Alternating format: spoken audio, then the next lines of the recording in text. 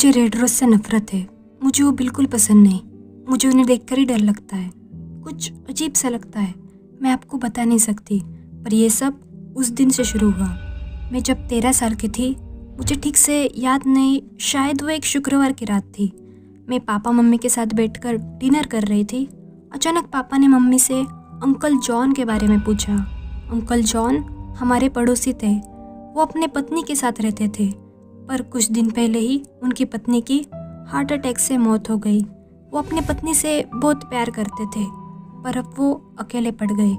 इसीलिए उन्होंने अपने आप को अपने घर में कैद कर लिया। अब वो ज़्यादा किसी से बात नहीं करते, ना ही अपने घर के बाहर निकलते हैं। क्या तुमने अंकल जॉन को देखा? पापा ने पूछा। नहीं, मम्मी ने कहा। मुझे लगता है आपको उनसे एक बार बात कर लेनी चाहिए। मैंने उन्हें पिछले 2 हफ्तों से नहीं देखा। पता नहीं वो क्या कर रहे अपने घर में। जब हम बात कर ही रहे थे तो हमें कांच टूटने की तेज आवाज सुनाई दी और एक पत्थर हमारे पास आकर गिरा। हम सब चौंक गए। वो पत्थर किसने फेंका? पापा ने गुस्से से पूछा। पापा ने गुस्से से पत्थर को उठाया और खिड़की के पास जाकर देखने लगे। पता नहीं उन्होंने क्या देखा, पर उनका गुस्सा हैरानी में बदल गया। वो सिर्फ हैरानी से वहां खड़े होकर देखते रहे। मेरे मम्मी ने उनसे पूछा, क्या बात है, कौन है वहां पर और तुम इतने हैरान क्यों हो? पर पापा ने कुछ नहीं बोला। इसलिए मम्मी और मैं भी खिड़की के पास गए। जैसे ही हमने देखा, हमारे भी होश उड़ गए। वहाँ और कोई नहीं, अंकल जॉन खड़े थे। पापा ने उनसे पूछा, अंकल जॉन, आप ठीक तो हो? आप इतने रात गए यहाँ पर क्या कर रहे हो? आपको कुछ चाहिए? पर उन्होंने कुछ नहीं बोला। वो सिर्फ अपना सिर नीचे झुकाकर खड़े थे। पापा ने उनसे फिर से पूछा, अंकल जॉन, आपको कुछ चाहिए? फिर से कोई जवाब नहीं आया। इसलिए हम सब उन्हें देखने के लिए बाहर गए। अभी भी वो वही खड़े थे। पापा उनसे बार बार पूछते रहे कि उन्हें कुछ चाहिए या नहीं। मम्मी भी उनके लिए परेशान थी। हमें कुछ समझ नहीं आ रहा था कि उन्हें हो क्या गया है। पर एकदम से उन्होंने कुछ बड़बड़ाना शुरू कर दिया। पता नहीं क्या, कुछ समझ नहीं आ रहा था। अचानक से उन्होंने मेरी तरफ देखा। उनका चेहरा अलग दिख रहा था। उनकी दोनों आंखें एकदम लाल थी। ऐसा लग रहा था कि वो काफी दिनों से सोए नहीं। एकदम से वो मेरे सामने आकर खड़े हो गए।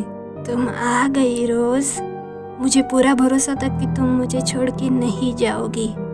देखो, मैं तुम्हारे लिए तुम्हारी मन पसंदीदा चीज लाया हूँ, वही जो तुम्हें बहुत पसंद है। इतना कहते ही अचानक उन्होंने अपना हाथ मेरे सामने लाया। मैं घबरा गई। उनके हाथों में जो था वो देखकर मेरे होश उड़ गए। उनके हाथों में एक रेड रोज था और उनके हाथों से बहुत सारा खून निकल रहा था। ऐसा लग रहा था कि उन्होंने जिस तरह से फूल को पकड़ा था, उस फूल के कांटे उनके हाथों में बुरी तरह से घुस चुके थे। उनका हाथ पूरी तरह से लहूलुहान था। ये भयानक दृश्य देखकर मैं सिर्फ वहाँ सदमे में खड़ी थी। मेरे पापा मुझे उनसे दूर करने की कोशिश कर रहे थे। उन्हें कुछ हो गया हो। वो अंकल जॉन होकर भी अंकल जॉन नहीं थे, जैसे उनके रूप में कोई और ही खड़ा हो। फिर वो मुझे अपने साथ कहीं ले जाने लगे। चलो रोज, चलो मेरे साथ। अब हम पहले की तरह साथ रहेंगे। मुझे कुछ समझ नहीं आया।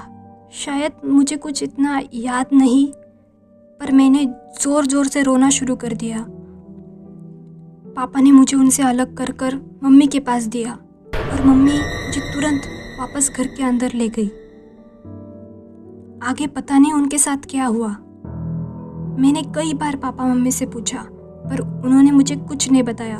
पर एक दिन वो दोनों बात कर रहे थे, तब मैंने उनकी चुपके से बात सुनी। पापा ने कहा, अंकल जॉन अब मेंटल असाइलम में है। पुलिस ने उनके घर से एक काला जादू का सामान बरामद किया। ऐसा लग रहा था कि वो किसी प्रकार की सेरेमनी कर रहे थे, जिसमें वो अपने पत्नी की स्पिरिट को मेरे शरीर में डालना चाहते थे। शायद वो मानसिक रूप से बीमार थे और उनकी इस हरकत ने मुझे लाल गुलाब से नफरत करने के लिए मजबूर कर दिया।